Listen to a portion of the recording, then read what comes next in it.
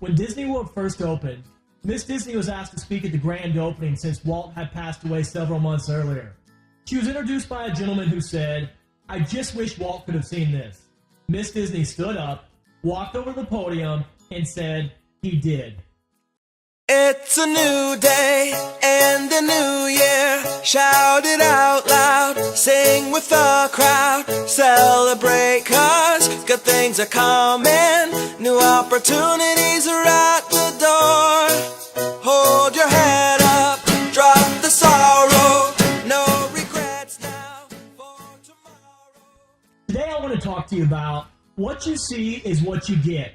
Rhonda Byrne wrote her highly influential book, The Secret, that later became a blockbuster movie. The universe must deliver the picture you have in your mind about who you are and what you deserve to have, no matter how impossible the situation might seem. One of the lessons I've learned in life is that wealth has very little to do with money. However, it has everything to do with our ability to produce, and perhaps more importantly, our ability to see ourselves as wealthy. This is the reason why economists have said for years now, if you took all the money in the world and divided it equally amongst everyone, in a relatively short amount of time, the exact same people would have it again. Statistics show 1% of the population earns 96% of all the money annually. And I'm convinced this isn't an accident. It's designed that way. I'm also convinced it's not necessarily about what the rich know, as much as it's about what they see. Wealthy people don't see themselves as broke. They don't see themselves as going without. They see themselves as wealthy. They see themselves as making the right business decisions. They see themselves as dominant individuals, and therefore they become and remain dominant. You may have known someone who had acquired massive wealth, lost it, and within a short period got it all back. What played a significant role in these people bouncing back so quickly is the simple fact that they just can't picture themselves as poor.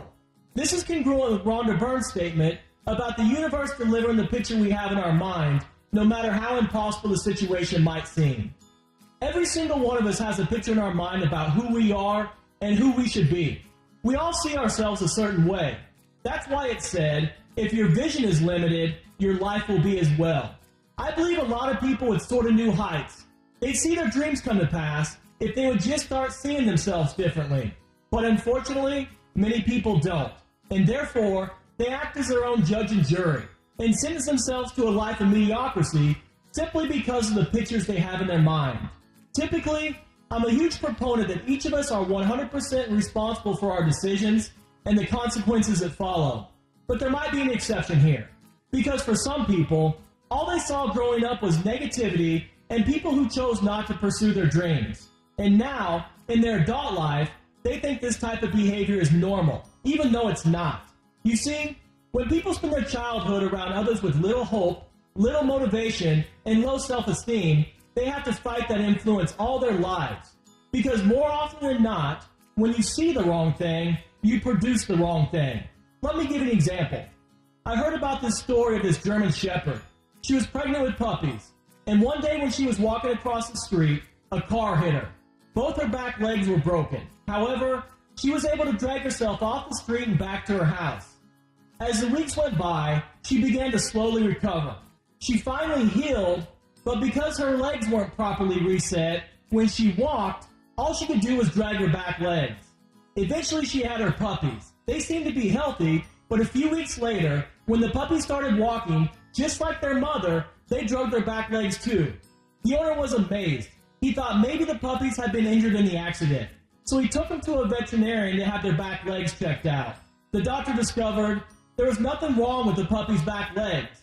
They were perfectly normal. They were simply copying their mother. That's how they'd seen modeled. In their mind, that's the way they were supposed to walk. Unfortunately, this is what's happened to a lot of people. All they saw growing up was people dragging their back legs, so to speak. And now, in their adult life, they're doing the same. The good news is, just like those puppies, there's nothing wrong with their back legs. All they need to do is start seeing the right thing. And the best way I know to see the right thing is to surround yourself with people who are currently living the kind of life you want. Reid Hoffman, co-founder of the online business network LinkedIn and author of the book, The Startup of You, states, "The fastest way to change yourself is to hang out with people who are already the way you want to be." I've always been an enormous advocate of doing whatever it takes to get around successful people. And much of my success can easily be attributed to doing just that. To surrounding myself with people who were substantially further along in life than I was, and convincing them to mentor me. Thankfully, many of their good habits rubbed off, and I was able to learn a lot of invaluable lessons from these individuals. Let me close with this. When it comes to what you see is what you get, more of us need to be careful about what we see. Because what goes into our mind affects the way we think. The way we think affects the way we perform. And the way we perform affects the type of lifestyle we live. As always, thank you for watching. I hope I was able to add some value. Please remember to tell your friends about thesecrettosuccess.com, because if you want to keep me around for a long time, you can't keep me a secret. So sing a bit happy and share the good cheer. It's not